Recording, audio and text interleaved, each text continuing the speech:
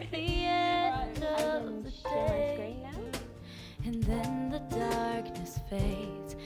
To the thing that you don't want to do. So for instance, if you're saying, all right, the one that just as sure as the hand, it's only a healed injury.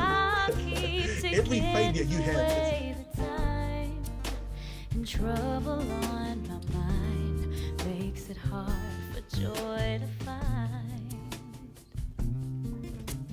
Just as sure as winter fades and then it turns to spring, I believe deliverance. Hi.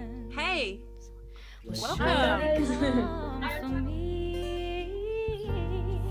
you can walk right there. As my heart will someday Good be afternoon, free. everyone. Hello, hello, hello. I know you love me. Can you give everyone a wave there? Just as I do. The Harvest Community Church life. A certain situation or a certain person is facing your life. So good to see you. Thank you again for joining us. Leaving the guy to keep my God. Just as Stream sure here at as 3 p.m. on Sabbath.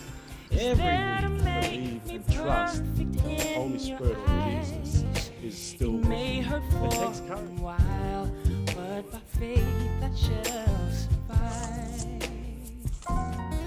And just as sure as the rain falls on me only to make me grow, no matter how I feel, now I live Family, by take what more I time. know. Read through this passage again. Ask those questions. What stands out to you? Just as sure these trials come to pull me close to you. In your presence now I see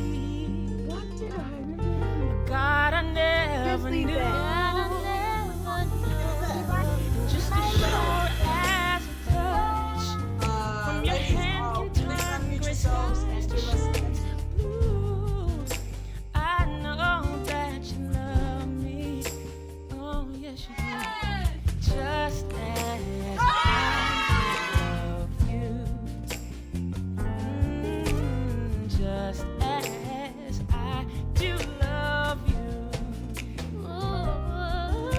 I love you and I trust you 'cause you know what's best for me. And even though the crowd sometimes gets loud and it's hard to hear you speak, just as sure as your grace is faithful even when my faith. I know you love me. Just as I do love you. I love you and I trust you 'cause you know what's best for me. Even though the crowd sometimes gets loud and it's hard to hear you speak. Just as sure as your grace is faithful even when my faith I lose. I know you love me. Just as I do love you. Just as I do love you.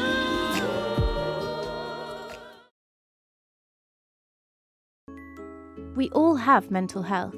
It is just as important as physical health. It is not only about mental illness or mental disorders. This is just one part of a bigger picture. It's best to think about mental health as being on a continuum, rather than people being either mentally ill or mentally well. We are all on the continuum, and we move up and down according to factors such as our genetic makeup and upbringing, our life circumstances, and the stresses we are under. At one end of the continuum, we have mental disorders, like depression or anxiety. And at the other end, we have states of positive mental health, when we're thriving, content, and fulfilled. The aim of mental health interventions is to move people up the continuum, so that they're able to reach their full potential and live satisfying lives. The World Health Organization describes mental health as a state of well-being in which every individual realizes his or her own potential, can cope with the normal stresses of life, can work productively and fruitfully, and is able to make a contribution to his or her community. Being mentally healthy means being resilient and able to cope with difficult times, feeling in control, being confident, feeling good about yourself, managing and expressing your emotions, building and maintaining good relationships. We all experience periods when we feel stressed, worried, anxious, sad, afraid, or angry. These are all normal emotions. However, when these emotions become severe enough that it interferes with a person's ability to function daily, and these feelings become persistent over time, then it can develop into a mental health problem. There are many different types of mental disorders. When left untreated, mental disorders can be chronic and long-lasting, and are associated with increased disability. They significantly have an impact on daily functioning and frequently interfere with family, social, and work responsibilities. Fortunately, there are effective treatments and evidence-based interventions available that aim to help individuals understand and cope with symptoms of mental illness. However, very few people with mental disorders access existing treatment services. This may be due to barriers such as the stigma attached to seeking help, the lack of understanding of mental health problems, uncertainty of how to get help, or the fear of disclosing mental health problems. Research shows that stigma remains one of the biggest factors preventing people from seeking help early for their mental health problems and getting the appropriate support they need. It is important to acknowledge that we all have mental health and have a personal responsibility to learn how we can improve and maintain our well-being in order to lead meaningful and satisfying lives. Talofa Church family, Pastor Ray here. I'm super excited for this month's theme of holistic well-being. It was so awesome to hear an important word from Di last week in regards to how nutrition or food fuels our body, and how God has created our body specifically to work at optimal performance. And so thank you so much for that, Di. Hey, I just wanted to flag two things. I know at the end of every month we usually do a get-together. However, there's been a slight change. So as a church, we're going to pivot, and I'm also going to invite our church community to pivot with us as well.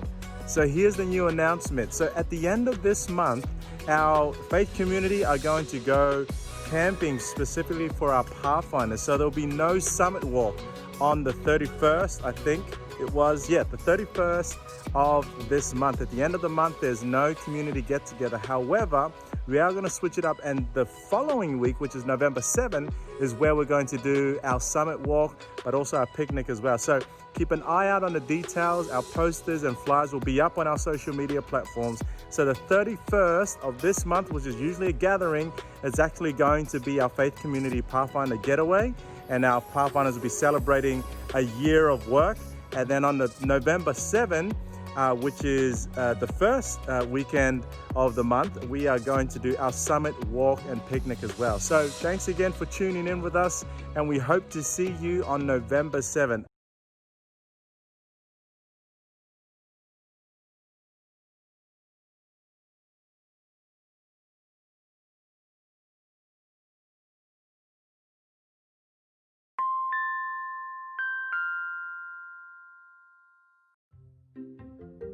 Most people learn about tithing at church before baptism. Well, I learned it through a tree. Yep, an orange tree. I was very young, but I can't remember very well. My father was a Seventh-day Adventist pastor in LUAU, Angola. We had 10 orange trees around our house. My brothers and I were allowed to eat from 9 of them, but the 10th tree was set apart for a special reason. It produced our tithe. We were not allowed to eat from that tree, nor even touch it. Today, as a pastor, I feel blessed by my father's faithful life. It was at home, not at the church, that I learned to respect God and tithe. This was crucial. He brought to our house the lesson taught in the Garden of Eden, the chance to recognize God's authority and ownership, not only over our garden here on earth, but over our lives.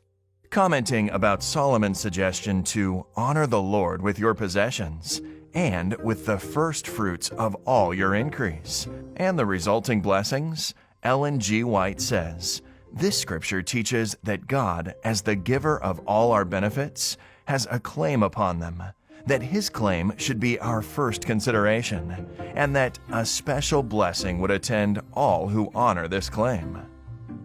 As you return your tithe and give your promise, take a moment to recognize His authority, goodness, and care. May we put our desires last and God first.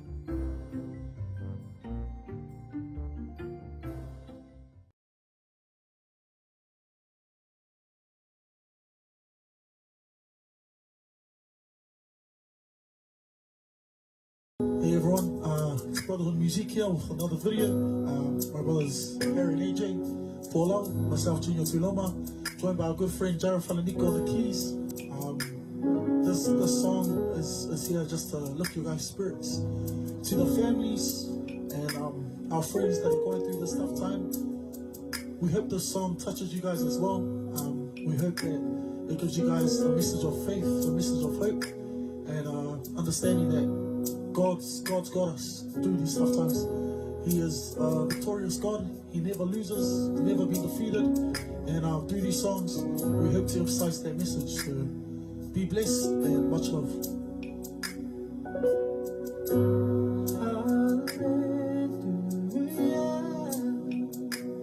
You have won the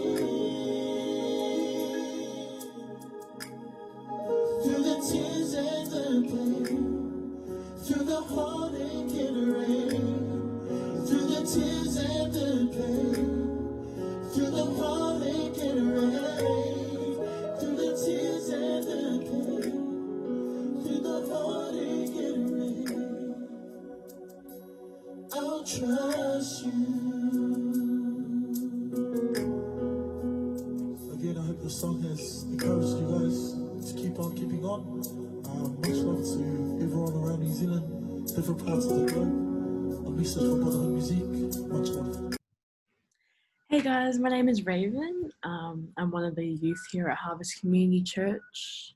For those of you who don't know, I'm 16 years old. I am still in school. I'm currently in year 11.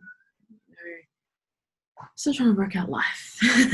But today I'm talking about mental health with you guys. Before we get started, what is mental health? You know, you thought I was going to make you read all that. No. So I'll just simplify it for us. Mental health includes our emotional, psychological, and social well-being. It affects how we think, feel, and act. It also helps determine how we handle stress, relate to others, and make choices in life. So, now that we know what mental health is, these are different type of mental health illnesses that people can go through. I know a few of myself who've been through a lot of these. So, you know, there's clinical depression. This isn't all mental health issues or illnesses. These are just some very common ones. Clinical depression, anxiety disorder, bipolar disorder, dementia, schizophrenia, obsessive compulsive disorder, which is OCD, autism, PTSD, post-traumatic stress disorder. They're just some of very few, but these are very common. Story time. So where I relate to mental health is, story actually isn't mine. It's someone from school. So when I was in year 9, so maybe 2 years ago, 2018, a student in grade 11 at the time committed suicide. He committed suicide because he was depressed. And so this was his memorial that we had at school. I actually thought it was pretty cool because you know, all the things on the table were stuff that he was known for at school. So there's a picture of him on the left, and you have, you know, his water bottles. He always carried around water bottles, a Powerade bottle, and gum. Yeah, I didn't know him well personally, but I saw him around, and I played games with him on the oval a lot of times. So I knew him. We weren't like best friends or anything, but you know, we were acquaintances. Yeah. He always carried gum. That's why there's a little gum on the table. A soccer ball, because that was his favorite sport, signed by all the soccer boys at school and girls, and the tie and the scarf, because he was always told off for like not having his tie done up or just not having a tie at all. When like that's the uniform policy, but that was how I knew him. Yeah, everyone remembered him like that, and it was good to have a memorial of him like that. I think the saddest part for me was that I also have family members that I've lost to suicide, and, you know, loved ones and friends of loved ones. And, you know, I know a lot of people that have, and it's a very common thing in my generation, I think, across all generations, but I think especially in mine. And as a Polynesian, like my friend here from school, he was part Polynesian. So yeah, it's very disappointing, you know, but I hope that today can, you know, reach someone out there to, you know, help you to reach out, to open up, to just know that God is here for you. With this losing my friend to suicide, I noticed the way it impacted everyone else around me and everyone else at school. You know, mental health, you know, depression affected my friend, which, you know, drove him to commit suicide, which is sad. But again, I think as a school, we learned a lot from the situation. I think just seeing the way it affected everybody, even people that didn't know him, because my school is rather big, so for people to not know him but feel the pain was very emotional for the whole school. I think, yeah, just seeing the way it affected people, it was very hard, but, you know, very eye-opening to see how many people that this touched. You know, this sad event, it touched so many people, like students, teachers especially, the principal, and, you know, just everyone connected to him, really. Yeah, he was a good kid at school. Well, that's my story, my little, you know, this is how I relate to mental health. It's not exactly what I went through mental health, it's seeing what someone else went through and how it affected everyone else around me that I was surrounded with at the time too. I think mental health is a very touchy subject. It's different for everyone. You know, there's not really one right solution to cure mental illness or anything. It just depends on the individual. Yeah, I think that. Me, when I went through a bit of a downtime last year, end of last year, I was just having issues with some friends and family. So I asked my dad if I could see counseling, or I call it counseling because that's pretty much what it was. But it was actually this EAP right here on my screen, which is the Employee Assistance Program. So what happened is these guys, I went through my dad because my dad gets this 6 sessions free through his work because he works at school. So, but my dad didn't want to use them, so he asked if I wanted to, and I was like, yeah, sure. Like, why not? I've never done counseling before. I've never, I've heard of it. At the time, I was like, yeah, I heard of it, but I don't think it's gonna work. Like, it's just someone who doesn't even know me talking to me about like my feelings. Like, how are they gonna talk to me when they don't even know me, you know? That was my mindset going into it. But once I started, it was actually like very, very useful.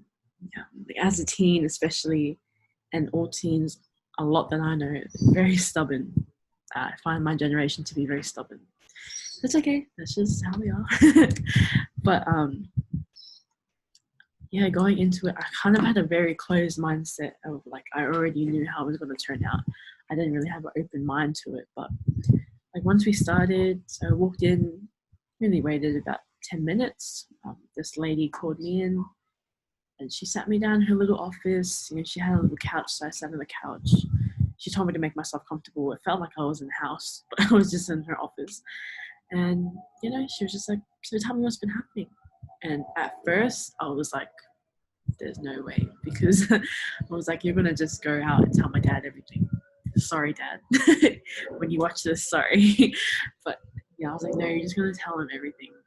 And she was like, no, what we say and what you say to me is confidential. And I was like, oh, so you don't tell my parents? And then she was like, no, the only time that she needs to is if she feels like I'm putting myself or other people in danger. So literally, I could talk to her about anything. I literally mean anything, which was good for a teenager like me.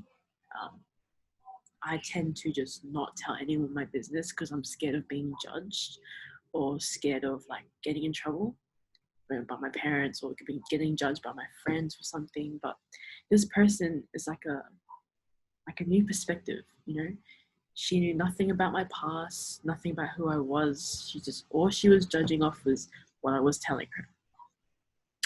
So it felt good to not be to talk to someone with like a fresh set of eyes on my situation, because I saw it from negative point of views, but she saw it from a different perspective, and she kind of opened my mind to how things could have turned out, how things could be with my situation I was going about. Yes, I highly recommend this service. This is the only one not the only one, but this is one of the ones I've used. They're very good, very welcoming. Here are some for teenagers and adults that, if you need to see anyone, I really, really encourage you to use these things. These helplines, these websites, these counseling. Trust me, I used to say I don't need counseling. And it's not like asking for help, it's just letting out your emotions, being just open to yourself and to someone who's not going to judge you. And that's what these people do. I even used kids helpline once. That was very helpful, actually. I mean, it did feel weird talking to someone over the phone that I didn't know, but they actually did help with my situation.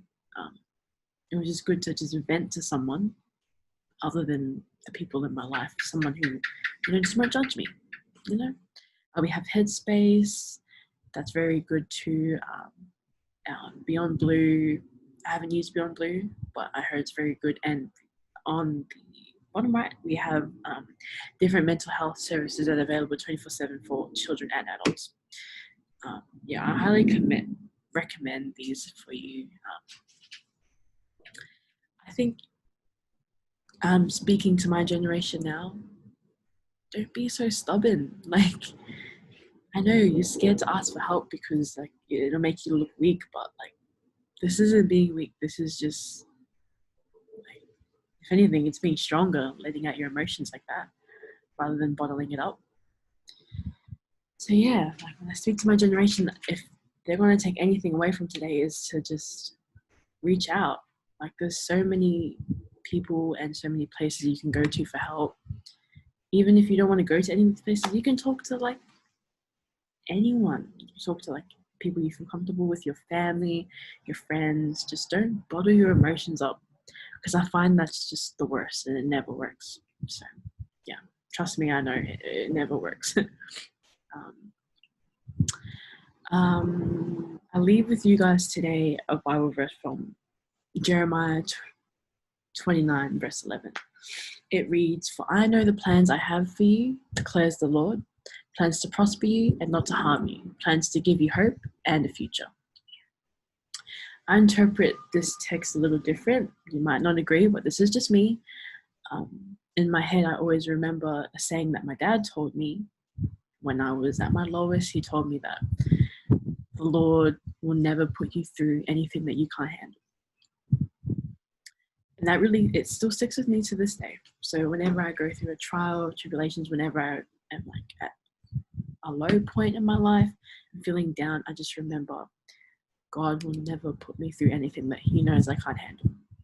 So when I'm going through a situation like that, I'm just like, nah, I got this, because the Lord would never do that to me, you know, and I trust him.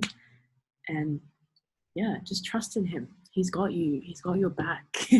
Literally, he does have you, and he would never do that to you.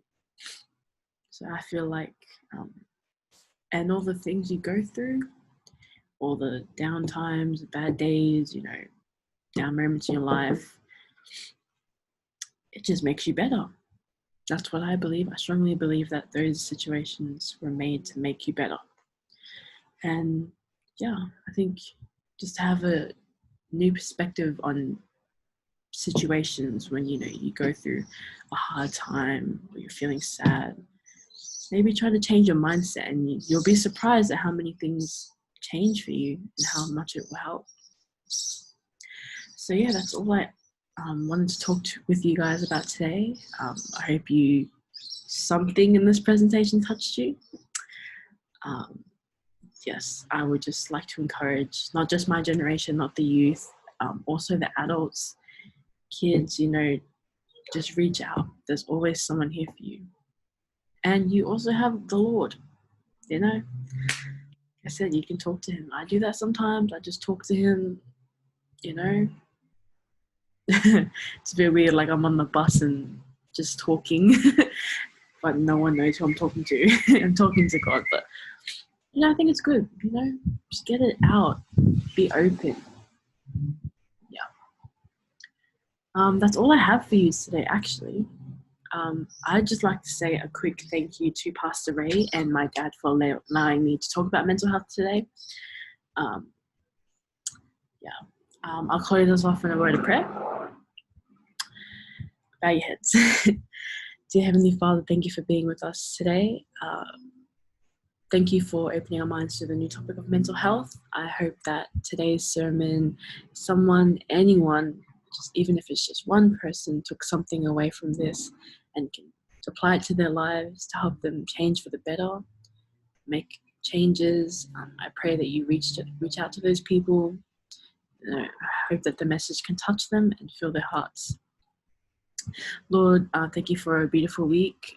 Thank you for blessing us and guiding us and forgiving us for our many sins. In your name I pray. Amen. Okay, thank you guys.